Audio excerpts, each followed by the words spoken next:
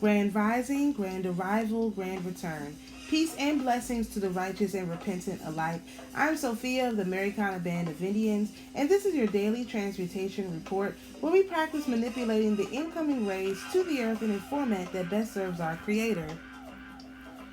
Today is Sunday, September the 15th, 2024, 6 a.m. Eastern Daylight Time, coming to you from the Sunshine State. We have a lot more activity in the sky. We are getting geared up for our Pisces full moon that's coming in a few days. We have our sun at 23 degrees of Virgo. Our moon is at 15 degrees of Aquarius, very close to position. We have a lot of energy pointing at Mars. So Mars is at 6 degrees of Cancer, and we have the North and South node both square to Mars. So we haven't talked about the North and South node much at all. North node is the karmic past and lessons to learn. South node is challenges and gifts from past life cycles. And Mars is our drive, passion, and assertion. Of course, Mars is also related to our willpower, our warriors. So we have the North and the South node both in challenging relationships to who we are. And so this is just a point that who we were in a past life and who and the trajectory of our life moving forward is not who we are. We are in charge of choosing that, and this is kind of like reminding us that, like, yesterday was a lot of energy related to the moon and getting us prepared on the inside, but then on the outside, like, we are actually also able to choose our own destination. It's not just a pre-planned, pre-packaged walk that we have to take. We are always influencing it, and also to bring to reinforce that, this is a placement I keep forgetting to mention, but we do have an inconjunct between Chiron, which is the wounded healer, our deepest wounds and path to healing, and the sun. This is an inconjunct energy and has been for at least 2 days. I forgot to mention it yesterday. So that is just backing up this whole Mars energy. And we do also still have Jupiter and Venus both in a trine energy. So that's flowing. Sedna is in a opposition still with Pallas Athena. So we have a lot of energy moving around, churning around, but I feel like the biggest energy on the chart is these Mars square, the nodes. We definitely want to remember that we are the ones in control. We do not have to take the path that was destined for us to take, and we don't have to take the path that we took in the past. We are allowed to choose a new path, and you have to do it from your willpower, from your warrior position, okay? All right, so we're on day 13 of the moon cycle. We have a 12.7 day old moon. This is a waxing gibbous moon with 90.9% illumination. We have a moon set time of 4:09 a.m. and a moon rise time of 6:14 p.m. Our moon governor for today is Imcheba, and this 13th head of the moon sphere is an excellent initiator into mummial magic as far as connected with the influences of the moon. The spiritualite, therefore, is taught by the relations between mummial spirituality and moon spirituality, its successful application, as well as how to make use of the magnetic influence of the moon.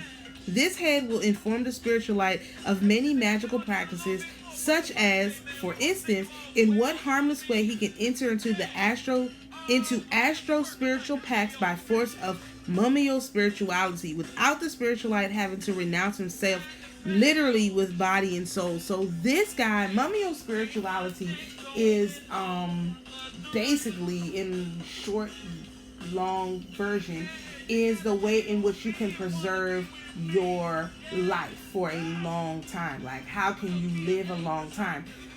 With the Virgo new moon, there was a Saint Mamas, who, in one account, it said that he died a young man, and another account said he died an old man. I actually believe that he was an old man who looked young because he was able to preserve himself using this quote-unquote mummial magic. So this guy will help you figure out or learn how to preserve yourself using the moon and mummial magic. So think about the north and south node, which are moon points, in square to Mars, which is your warrior point. So if you can preserve your warrior, your I am that is within you, what you actually want to do, the way you want your life to go, imagine being able to preserve that and at the same time being able to walk around. That's what this guy is here to help with and here to highlight, that you are able to be not who you were, not who you're going to be, but just who you are right now, who you want to be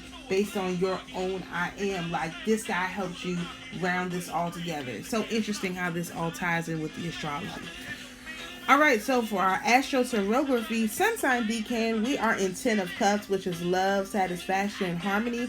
This can be transmuted using the 10 of Coins, which is carefree, harmony, and happy love, through the lens of the 7th house in Pisces, which is to admit when you are no longer in contact with reality. So again, this has everything to do with you knowing where you are and demanding and commanding the physical results of the things that you need, and not being distracted by the conversations about what could be or what was. No. What is? Like, if it's not is right now, then I'm going to assume that it's not real. And the people who were promising me those things were actually lying. That's how I would interpret this energy. Alright, so for our North Node decan, we are in 2 of Wands, which is plans, travel, and new ideas. This is our outside influence card, and we can transmute this by using the 2 of Swords, which is indecision, solutions, and difficulties. And this is our intuition card through the lens of the 2nd house of Libra, which is to prefer to work with others, don't want to care for self. Again, this is relying on these spiritual energies who have been assigned to you to get the things done that they promised. Now is the chin check time.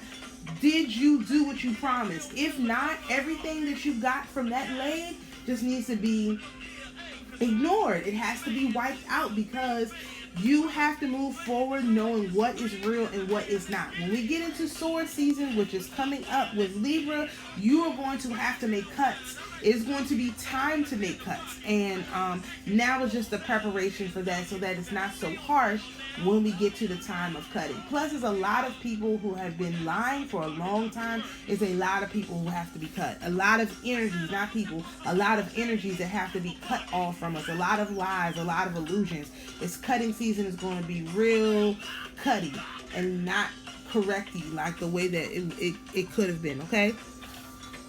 All right. So for our Tree of Life yearly progressions and predictions, we are in Venus energy, which is the 8 of Swords, and that's overthinking, self-criticism, and entrapment. And we can transmute this by using the 8 of Wands, which is travel, movement, and communication, through the lens of the 9th house in Gemini, which is learn how to properly use words and wisdom. Listen, there's a lot of people out there making a lot of promises and all this stuff, but we have to know how to communicate what we want, number one. Number two, we have to know how to demand and command it.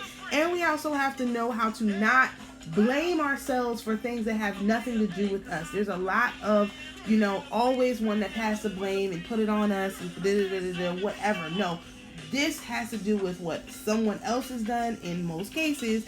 And so you don't need to take responsibility for what is not yours. Instead, communicate what you do want and move in the direction of what you do want. Now is really the time for movement all the way until October 17th when this energy change. So if you enjoy this kind of astrology content, please join us over on YouTube, where my handle is Sophia Spiritualite. Also, if you'd like a copy of these slides for the month so that you can plan and time your month with the energies and how they're flowing, please check out our Schumann Mystery School on Patreon, where we have this in a PDF with some descriptions to help you navigate this energy. Thank you for joining us for today's daily transmutation report. Peace and blessings, and we'll see you tomorrow.